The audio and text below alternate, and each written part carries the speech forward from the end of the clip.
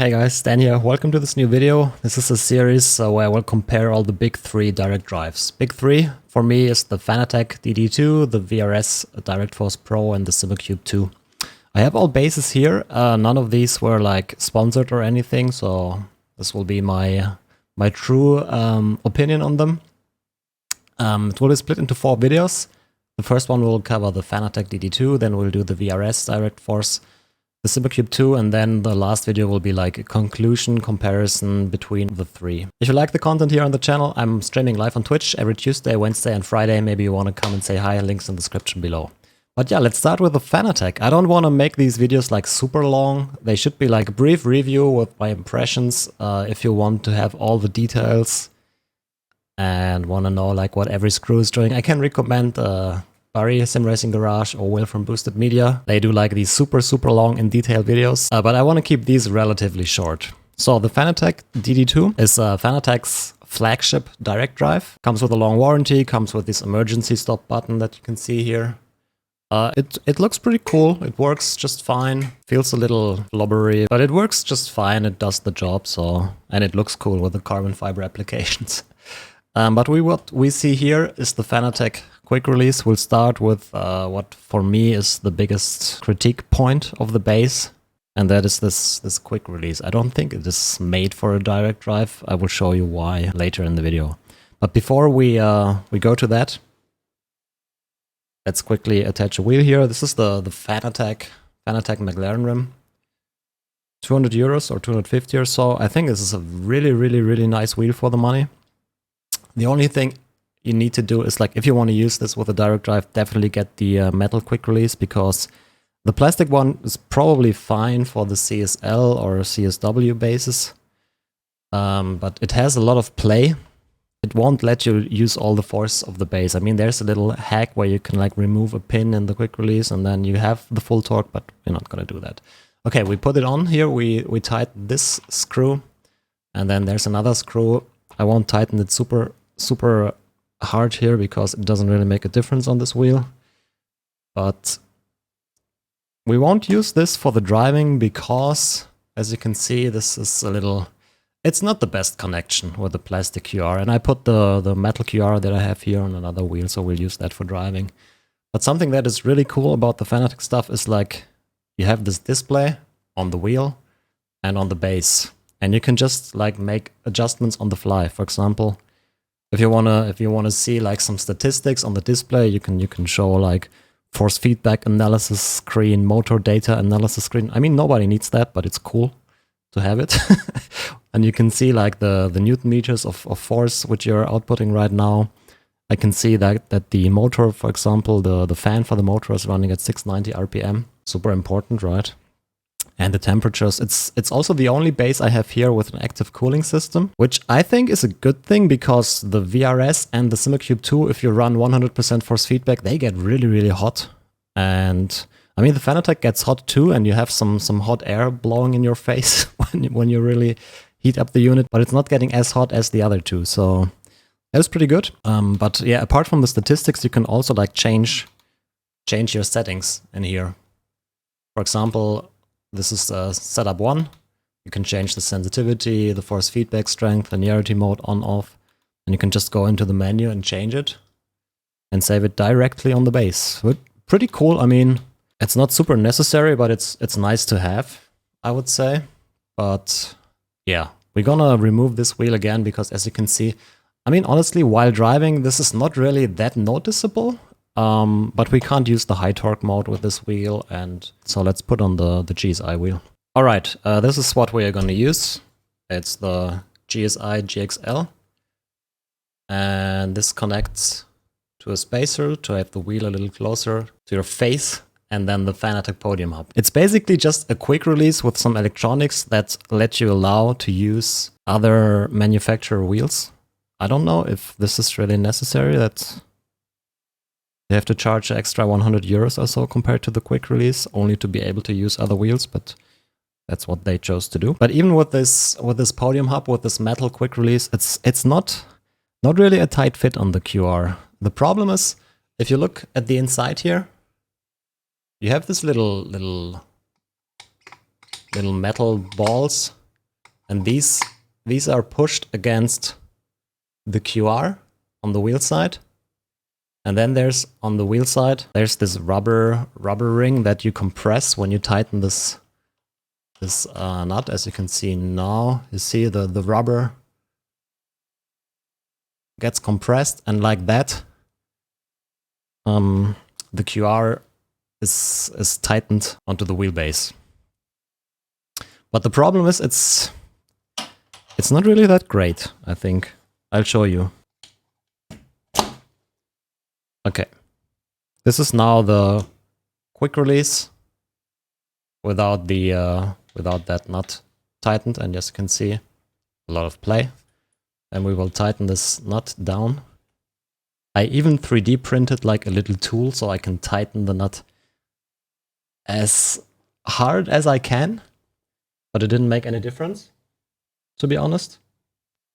Okay, this is like super tight now, and there's still like play like this. Like I said, I tried to 3D print that tool to tighten the nut. I tried to 3D print the Z-ring. It makes it a little bit better, but not that much in my experience. There's still play. The only thing that helps in my case is like this little screw. Okay, screw is tightened, and now you can see there's still a little bit of play left, but it's actually not that bad. It's definitely not something you notice while driving, but quick release. I mean, they teased the QR2, a new quick release that will be a replacement for this one. I think this one was probably like never designed in mind to have like crazy forces the direct drive can put out. But in my opinion, they should have released a new quick release with this base, because you will see in the rest of the review there are a few things I don't like about this. And I think like 90% of the problems that I had with the base is because of the quick release. And if you have a non-Fanatec wheel on here, all you need to do to enable the torque is like hold it in a 90-degree position and then caution, torque key inserted. Please read the manual safety guidelines before use. So we're going to do that now, and then we'll continue with the video. One thing that is really nice about the DD2 when you use Fanatec wheels is you don't have to connect a USB cable to your wheel. I mean, the Simucube, for example, has wireless wheels, but on the Fanatec, it's all like the connection is in the quick release. So you don't have to worry about battery life or something, and you still don't have a visible cable. Pretty neat.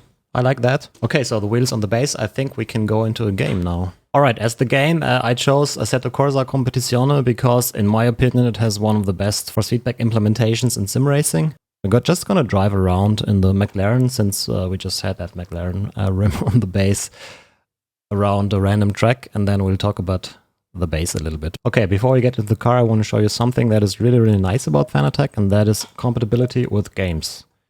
As you can see here, there are presets for the DD2 with several wheels. I mean, now we don't really use a Fanatec wheel, so it won't really help us. But this is really cool. With the Simucube 2 or with the VRS DirectForce Pro, sometimes you even have to do like weird workarounds to make the base work at all. I remember, like, what was it? I think WRC9 on release. I had a really hard time to make the Simucube 2 recognized in the game, and I'm pretty sure that the Fanatec would work out of the box. It's something that Fanatec always excels at. It's just the compatibility with games. But anyways, we use the GSI, so I'll just use my GSI preset. I will have to reassign. I don't even have to reassign the steering. That is interesting, because it was set up for the Simucube. You probably recognized, okay, the Simucube is gone, but here's this DD2. Maybe you want to use that. Okay, one last thing I want to quickly show you before we really get into the game is the software. I forgot to talk about that in the first place. There's either Fanalab, or you can just use your game controller properties. It's the same settings basically you can access. So yeah, you can see here these settings are the same as here. So I'll quickly go through Fanalab. It looks a little bit as if it's from 2003 or so. You have the tuning menu where you have all the settings where you can adjust the maximum steering angle. These are all the settings that you can also adjust on the wheel, like I said earlier. And then the force feedback strength, linearity mode, the damper, the friction, inertia. These are the settings that I'm using. If you want to try them out, you got to be careful with that force effect intensity. If it's set to 100, sometimes the base starts to oscillate a lot, to rattle a lot. And with that quick release, it kind of sounds like it will die anytime. So I use 70, 80, something around that. With that, the base felt fine. But yeah, let's finally get into the car and drive a little bit. Alright, here we are, McLaren 720S around Kyalami. I love Kyalami at ACC, it's just, I think it's my favorite track in the game. It's just, if you haven't tried it out, definitely give it a chance. It was probably the track I was the least excited when they released that DLC, but yeah. That's how it can be, right? Okay, let's get out of the box, start the car. Okay, let's get out of the box, start the car. And something I want to talk about first. The base is not as smooth as the VRS or as the Simucube 2. You can notice that when the car is just sitting still in the pit box and you turn the wheel, it feels like there are a tiny little steps in the force feedback. It's not really bad or anything, but it's definitely like if you never drove a Simucube, if you never drove a VRS, you probably won't notice it, but you definitely notice it immediately when you go from the Simucube to the Fanatec one.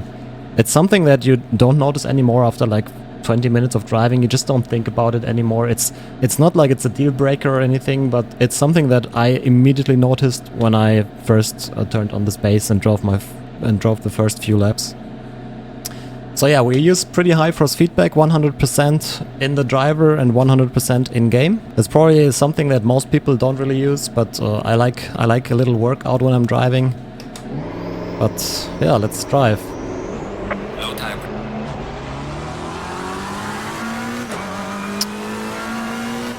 Okay. This car, this track, just a good combo. We'll cross the white line here.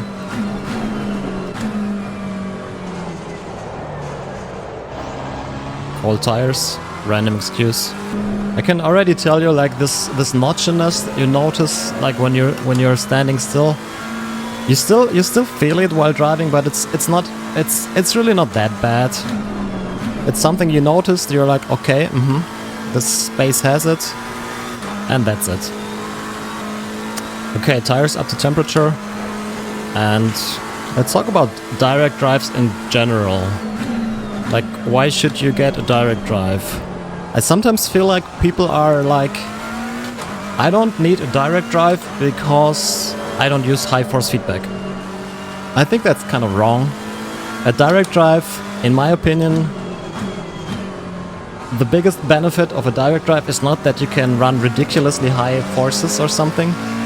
It's how quick the force feedback arrives in your hands. And yeah, it's something you just have to try out to understand why this is so nice. You can directly feel what the car is doing. You can directly start counter-steering if you're about to lose the car. Some people say direct drives is like cheating because it automatically catches the car. And I cannot really deny that. I mean, it's not cheating. That's definitely not the case. But it's so much easier to catch a car with a direct drive because it will naturally try to catch the car itself because of the forces in the steering rack. And because it's so quick at applying these forces, it's just much easier to catch the car than with a gear-driven base or maybe with a belt-driven base. So yeah. But overall, you can feel like every tiny detail with this base. The force feedback is great. Like if you go here over the curbs, you can feel the curbs. You can feel the texture of the road. I don't even use like the exaggerated road effects because I feel like, I mean, it's a matter of taste. For me, it's more a distraction than actually a benefit. But yeah, even when you drive a direct drive with low forces, for example, the low torque mode. I mean, for example, at the Porsche All-Star races, the base was running in the low torque mode. By the way, the quick release there also had some play, so I think this is something where sim racers are probably very, very critical. Sometimes I have the impression that sim racers are more critical about parts and play and tolerances than like real racers. But it is what it is. I wanted to point it out. But in general, with any direct drive, like any of the three big direct drives, you can't really go wrong. If you're in the Fanatec ecosystem and you don't want to invest into new wheels and everything, this is a good deal. Something that I noticed, 100% force feedback on this base feels weaker than on the other two bases. Even though I think on paper it should be comparable to the Simucube 2 and should be stronger than the VRS, but it just doesn't feel like that to me. I mean, I can show you again. We are using 100% in game. Controls here, gain 100, and then when we go to the Fanalab software, tuning menu, overall force feedback strength 100. And it's definitely a strong force feedback, probably too strong for many people. But it's like compared to the VRS and compared to the Simucube 2, it feels weaker, just subjectively. Yeah, but honestly, what can I say? The force feedback feels great. It feels good on iRacing, it feels good on ACC. Cannot really complain about that. Sometimes when you run that FEI filter too high, especially on curbs, the wheel starts to rattle so much that the quick release starts making sounds. This is like really, it just it doesn't feel good. You just you hear that and you're like, okay, my base is about to break. But so far it didn't break, so I guess we will be fine. But yeah, as soon as I turned it down to like 70, 80, that problem pretty much disappeared. I didn't really notice a big difference in the other force feedback effects, like in normal use. I think it's how quick the force feedback basically attacks your hands. let's say it like that. And kind of makes sense. Like if you have force feedback that quickly wants to rattle the wheel curbs, or if you crash and the wheel goes super mental here with the force feedback output, I kind of can understand why, especially this quick release with these balls, kind of starts making sounds. I had that happen on stream once, where I crashed and the wheel was just like completely going mental and even turned off after that.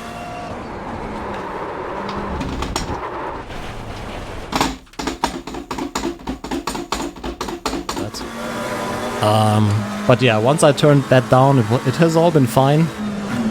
The little play that's still in the quick release, honestly, you see it when you do this movement here. I mean, you can probably see it on the bottom left camera view here, or bottom right. But when you're driving regularly, you don't notice that at all. But yeah, it feels good. It feels very good. And I guess when they released the QR2, I think it's called, they teased it together with that cheap direct drive. When that one is released, most of the issues that I see with the base should be gone. So, yeah. That's it for the driving impression. Like I said, I don't want to make this like a super long scientific video where I talk about every detail. All I can say, it feels good. It has this modularness. Like even now, when I'm in the menu and the force feedback is basically turned off, like even if you turn the bass off, you can still feel it slightly. I guess it's the technology. I think they use the Outrunner servo motor or something. I didn't really read it up. It's just something that I feel. Something that is not really a deal breaker, but it's just, especially when you go from the Simucube 2, I had the Simucube 2 on the rig before, to the DD2, this is the first thing I notice, is like, why are there like steps when I turn the wheel? If you have a DD1, DD2 at home, and if you do this in the menu, or when the bass is turned off, like when it's turned, thank you. Okay, we'll just have the sound while I talk. You still feel it very slightly, but yeah, it's not that bad. Okay, what else is there to say about the bass? It comes with a huge power supply. It's you don't have like a control box or anything. It's just you connect the power supply and USB. It comes with a super fancy packaging. I like that. One issue I wanna talk about at the end is like I had some problems with grounding with this bass. Like with the VRS base, with the Simucube 2, like with any other base I used, I never really had to ground my rig, but with the DD2, I had to run a ground wire from the rig to ground, obviously. Otherwise, I would like get phantom inputs on my keyboard and mouse. Like even sometimes, I have one of those great keyboards that has a shut off button. Don't buy that stuff. And sometimes it triggered that, and I was like, while I was using this, why does my PC turn off? Until I disabled that button and all was fine. But yeah, all I had to do to fix it was like ground the rig, and then these issues were gone. Sometimes it's like that with these direct drive motors. It's difficult. Okay, talking about the price, I think it's a little bit too expensive for what it is, especially compared to the competition. But if, like I said, if you have a lot of Fanatec wheels, if you like the Fanatec wheels, I think Fanatec has some really, really nice lower priced wheels. I mean, we are still talking about like 400 to 800 euros, but if you compare it to like, for example, a GSI or a iRacing, these prices are still, it's affordable. The wheels, quality-wise, do not compare to a GSI or Usher, but I think they are well worth the money. For example, that Formula rim, it's a great wheel, you cannot go wrong. Or like even this here, for the little money you pay, this is a very, very, very good wheel. I should make a review on that. Apart from the quick release, which really does not work together with the DD2, it's a really nice wheel. I mean, of course, you can use like for example here the GSI wheel or the iRacing wheels or Cube controls or whatever. You can use that with the DD2, but you need these podium hubs, and these are 200 euros or so. Which, yeah, I think. Is it necessary? You have the quick release that is like 100 euros, and if you want to use like a third-party wheel on it, you have to pay 200 euros for nothing. I mean, this has electronics where you could connect like buttons and something, but you don't need it. So I don't know why they are going that way. Actually, I know why they are going that way, but I don't think it's a good way. Also, the wheel is like sometimes just like oscillating when you're out of the game, but yeah, keep that in mind if you go with the DD2. But yeah, what I wanted to say is if you have a lot of Fanatec stuff, if you have a lot of wheels, if you want to continue using them, I don't think you can really go wrong with the DD1 or DD2. I probably would recommend getting the DD1 because most people don't use the forces. You don't really need the emergency stop button, in my opinion. And it's just cheaper. It's priced more appropriate. I think the DD2 is... It's just too expensive for what it is, but it's still a good wheelbase. If you're just looking to get into direct drives, I probably, unless you really like the Fanatec wheels and if you want the lower priced wheels, I probably would not recommend it at the current state. It might change when they change the quick release, but I just think you can get a better wheelbase for a lower price elsewhere. But yeah, to sum the video up, it's a good wheelbase, the force feedback feels very good. It is a little mochi, and the quick release is not that great, but there will be a new one soon. I don't know when they're going to release it. I know that some of you, I've had that in Twitch chat when we talked about the base. I know some of you have no play on the quick release. I guess that's like tolerances, bad tolerances, I don't know. I've had 2 of these podium hubs and they all do the same thing. I tested it in the Porsche simulator, which also had a DD2 or DD1, I don't remember, with the Porsche GT3 wheel, also a podium hub. I had the same play, so I tried the Z-ring, I tried like a tool to tighten the nut super tight, but yeah, it's probably like an issue that is a little exaggerated because, like I said, you don't really notice it while driving, so I guess it's fine. So yeah, that's it basically for the video. The next video will be about the VRS DirectForce Pro. Little spoiler, this is probably the base that I recommend of all the 3s. But yeah, stay tuned, subscribe to the channel, maybe like the video so you get notified when I post the next review. Check that bell icon so you actually get the notification, and yeah, let me know in the comments down below if you liked it, what I should maybe cover in the next video, or what your experience is with the wheel. But till then, see you on the next one. Bye bye.